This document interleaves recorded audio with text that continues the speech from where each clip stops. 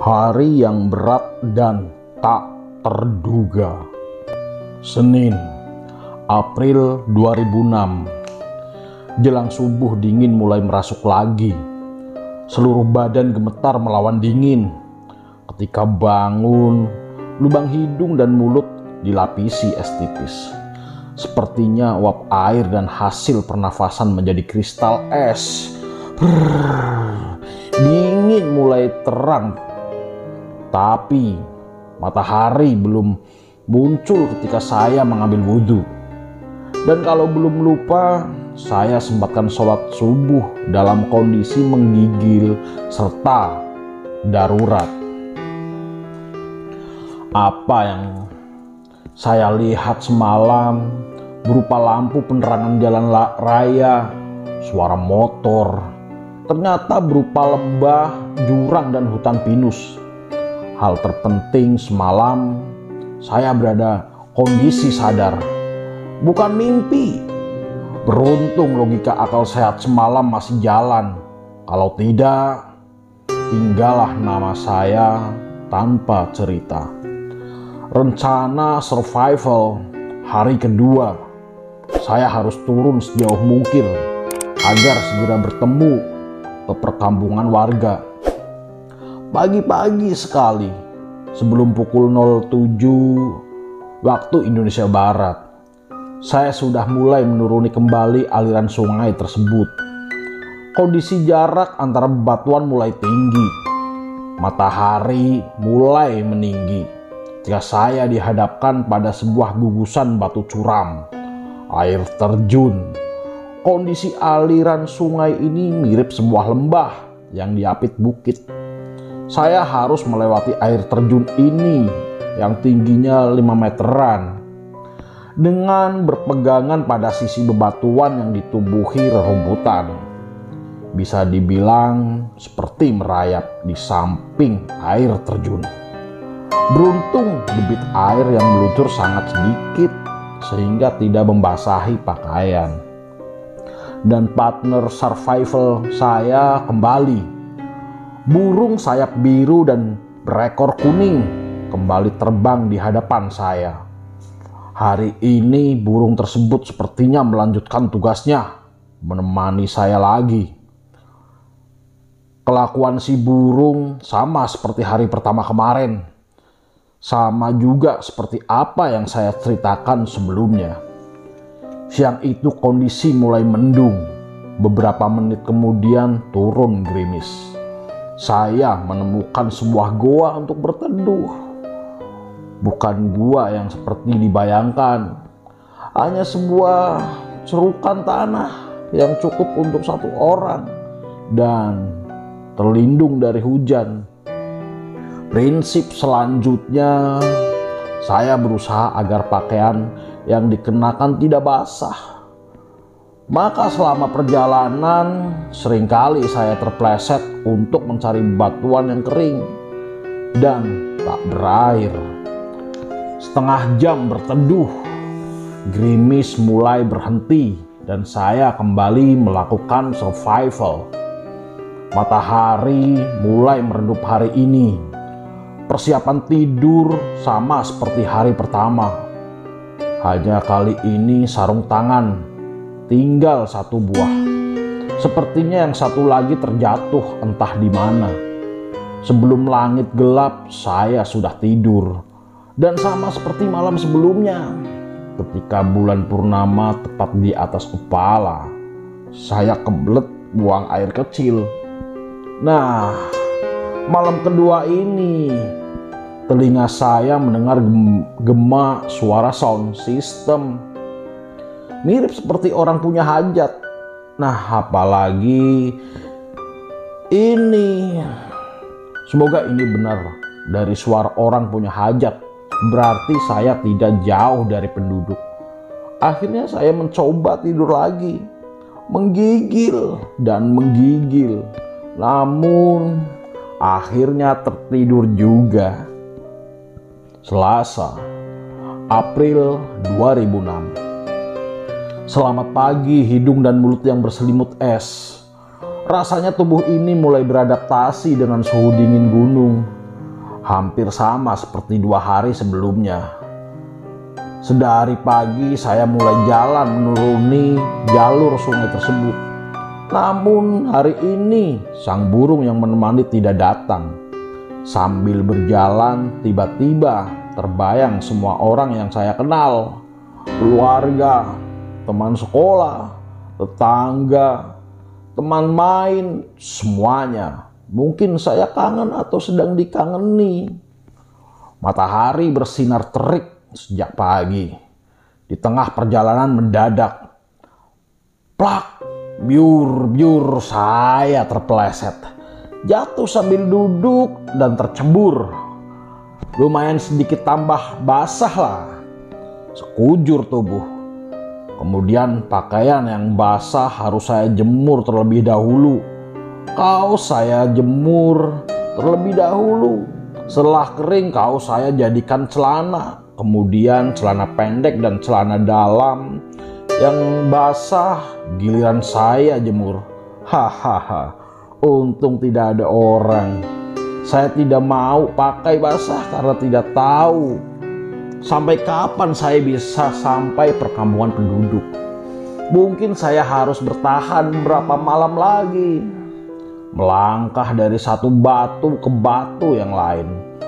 Jalan lagi.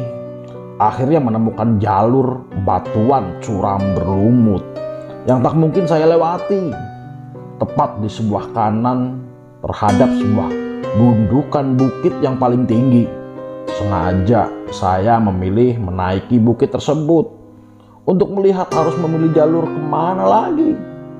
Botol air mineral saya isi penuh. Jarak bukit tersebut yang ternyata namanya Gunung Limas hanya sekitar 20 meter dari jalur sungai, tapi cukup kepayahan untuk saya capai. Kondisi tidak terlalu menanjak, tapi kondisi fisik yang semakin melemah membuat sepertinya berat dan jauh.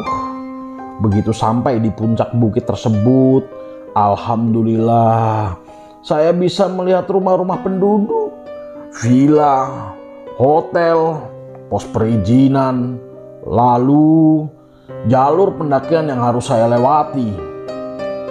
Jalan raya meskipun jaraknya masih terlihat jauh. Saya selamat. Seketika saya langsung merinding disambut suara azan asar yang menggema di antara lembah ini. Dan semakin merinding, Maha Suci Allah, saya masih diselamatkan. Subhanallah. Di bukit Gunung Limas tersebut ada satu-satunya pohon yang kering tanpa ada sepucuk daun sama sekali. Saya sengaja naik ke pohon tersebut guna mencari jalur yang akan saya lewati selanjutnya.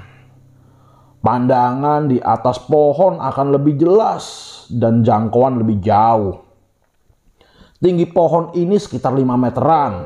Cukup membingungkan. Saya harus lewati jalur yang mana? Masih di atas pohon. Saya sudah berencana untuk mencari lokasi tidur malam ini. Badan sudah lemas dan kepayahan jalan seharian.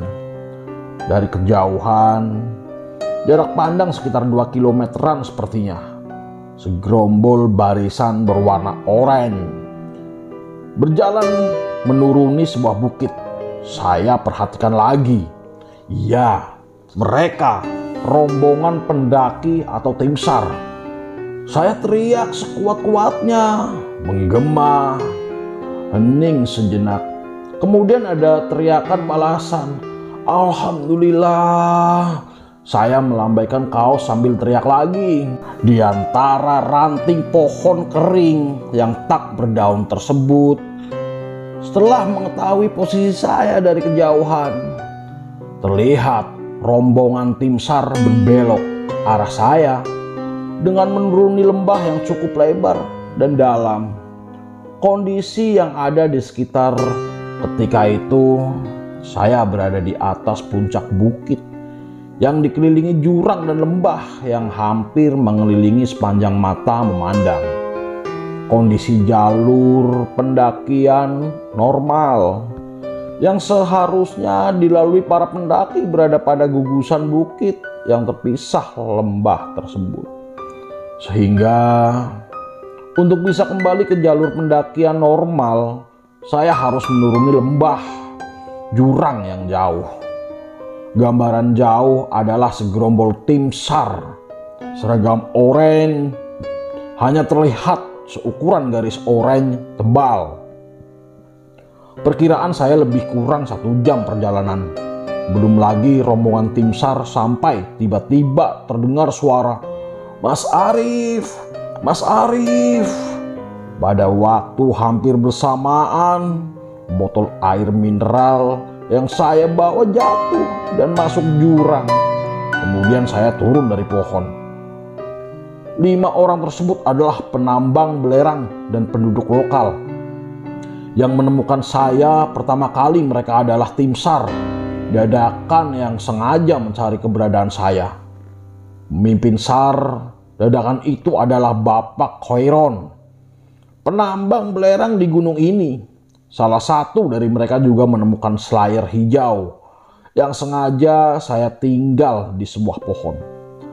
Hari pertama, makanan pertama yang disodorkan buat saya adalah singkong goreng.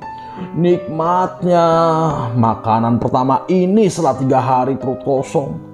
Setelah merasa cukup, saya meminta air dan mereka juga kehabisan air minum. Gelak saya cuma bisa menelan ludah. Saya dan 5 orang tersebut mulai berangkat mencari jalur kembali ke perkampungan terdekat. Sebelumnya, salah seorang anggota SAR dadakan mencoba mencari sinyal untuk memberikan kabar ke base camp pos perizinan. Tahun 2006, provider masih pelit sinyal. Hanya sinyal ponsel CDMA yang mampu memberikan kabar kondisi dan lokasi kami. Akhirnya diputuskan kami akan turun ke perkampungan terdekat PLLH Tretes. Artinya saya tidak kembali ke pos pendakian awal seperti start pendakian kemarin. Tepat di bawah bukit yang saya gapai tadi, ternyata terdapat air terjun alap-alap, sehingga beruntung sekali saya berpindah jalur menuju Bukit Gunung Limas tersebut sebagai korban survivor. Jangan bayangkan proses evakuasi dilakukan menggunakan tandu atau semacamnya. Saya harus jalan kaki juga. 2 orang bertindak sebagai pionir dengan membawa parang dan membuka jalan. Pak Khairon, saya dan 2 yang lain di belakang. Setelah jam kemudian terdengar teriakan dari belakang. Suara tersebut adalah rombongan tim SAR yang berseragam oranye yang saya lihat dari kejauhan tadi. Semua memberikan selamat kepada saya. Berhentilah kami bersama dan bergabung. Entah menjadi beberapa anggota jumlah rombongan baru ini. Sepertinya 15 orang lebih. Dan spontan saya langsung meminta air minum. Sebut saja tim SAR kedua juga membawa nasi bungkus dan meminta agar saya makan dulu. Ternyata 3 hari tidak mengunyah makanan dan kedinginan. Rasanya sakit sekali. Untuk sekedar membuka mulut agak lebar, bibir ternyata mulai pecah-pecah. Saya paksakan menelan saja. Masih ingat sekali lauk sore itu. Nasi putih, telur ceplok, tahu, dan tempe. Mulut dan perut rasanya mampu menampung setengah bungkus makanan saja. Kami harus berangkat. Langit mulai gelap. Perkiraan jarum jam sudah berada jam 5 sore. Dan rombongan evakuasi mulai berangkat. Meskipun tubuh sudah memasukkan makanan, badan masih lelah dan fisik mulai drop. Sepanjang perjalanan saya digendong oleh Pak Khairon. Selain itu, saya juga menggunakan sepatu karet milik beliau Demi mengusir lelah dan kantuk, semua rombongan saling cerita, ngalor ngidul, bercanda. Sambil terus berjalan, suasana semakin gelap. Penerangan mulai dinyalakan. Entah saya sudah jalan berapa jam. Suara azan maghrib mengumandang ketika kami masih di tengah hutan.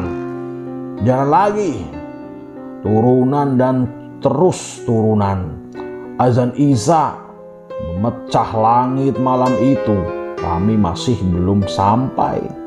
Akhirnya badan saya mulai sempoyongan, kelelahan maksimal. Saya meminta untuk istirahat sebentar. Saya ditawari agar digendong oleh Pak Khairon, tapi saya menolak. Biar saya jalan sama-sama saja. Saya tak tega dengan beliau. Kasihan. Kondisi jalanan sudah mulai mendatar. Karena tak mampu lagi, akhirnya saya digendong secara bergantian untuk tidak terlalu jauh. Sekitar 10 menit sampai kami semua di rumah penduduk terdekat PPLH Tretes. Alhamdulillah, ketika baru saja duduk di Tretes rumah penduduk tersebut, tubuh saya ditubruk seorang pria baya yang memeluk sambil menahan tangis. Ternyata beliau adalah kepala sekolah saya. Baru kemudian orang tua dan paman datang. Rasanya senang, campur aduk, dan saya merasa bersalah. Saya sudah merepotkan dan membuat cemas orang sebanyak ini. Salah satu yang paling direpotkan adalah kakak kelas 12 di Smanisda, anggota Rek Jiwa, yang sedang menghadapi ujian nasional 2006 pada waktu yang bersamaan. Mulai hari Senin sampai Rabu, rela menjadi tim, sibuk dan panik untuk bolak-balik Welirang, Sidoarjo, persiapan UNAS, juga semua dewan guru dan staf di Smanisda yang memecah pikiran untuk pelaksanaan ujian nasional. Dan saya, harusnya bagian ini menjadi kisah tersendiri. Pertolongan pertama adalah saya dibuatkan minum madu hangat. Saya rebahan di sebuah ruang tamu dengan selimut kain tebal. Campuran madu tersebut cukup membuat tubuh saya normal kembali, meskipun masih sangat lelah. Seketika sebuah mobil datang yang membawa dan Ramil dan Kapolsek setempat serta kedua tim SAR. Ternyata ada sebuah seremonial singkat bahwa saya sebagai korban telah ditemukan dan diserahkan kembali kepada keluarga. Kondisi penerangan cukup gelap ketika itu. Lebih dari 25 orang ada di sana. Setelah saya diserahkan kepada keluarga, saya segera masuk mobil dan berencana langsung ke rumah sakit. Belum lagi pintu mobil ini ditutup. Anggota tim SAR dan entah perkelahian antara siapa saling perang mulut, lempar senter, kacau, dan keadaan mulai ricuh. Segera mobil yang saya tumpangi tancap gas ke RSUD Sidoarjo. Baru saya ketahui kemudian bahwa kenapa muncul kericuhan ketika saya diserahkan kepada keluarga. Semoga ini salah. Tim SAR saling mengklaim siapa yang menemukan saya sebagai korban. Menurut informasi terpercaya, ternyata siapa saja yang menemukan keberadaan saya akan memperoleh uang sekitar 5-10 juta. Meskipun saya yakin tim SAR lebih mendahulukan nilai kemanusiaan dan sosial. Selama perjalanan menuju rumah sakit, tubuh mulai saya gelontor dengan minuman istonik. Jaga-jaga agar tubuh tidak dehidrasi. Pukul 22.30 waktu Indonesia Barat. Sampai rumah sakit, saya menolak sebenarnya. Lebih baik langsung pulang ke rumah saja. Saya tidak mau merepotkan dan mendramatisir suasana ketika harus diinfus dan opnam. Meskipun kondisi kedua kaki dipenuhi luka gores, mulai dari lutut ke bawah, rasa perih baru terasa luar biasa ketika harus dibersihkan dengan alkohol dan antiseptik. Hahaha, saya hanya butuh soto ayam. Titik. Butuh soto ayam. Akhirnya saya cuma dites darah dan menolak dipasang cairan infus. Bahkan saya sempat membantah keras kepada dokter dan suster yang memaksakan agar saya diinfus. Kondisi saya tak separah itu. 2 jam observasi, kondisi dan hasil lab terbukti saya normal dan diperbolehkan pulang. Alhamdulillah, Allahu Akbar, home sweet home. Pukul 01.00 waktu Indonesia Barat. Sampai rumah ternyata penuh dan banyak orang yang menyambut kedatangan saya. Sekali lagi mohon maaf sudah merepotkan dan membuat cemas. Penasaran dengan kisahnya? Tonton di part sebelumnya. Untuk teman-teman yang belum subscribe, silahkan subscribe dan tekan tombol loncengnya sebagai bentuk dukungan untuk kami. Terima kasih. Assalamualaikum warahmatullahi wabarakatuh.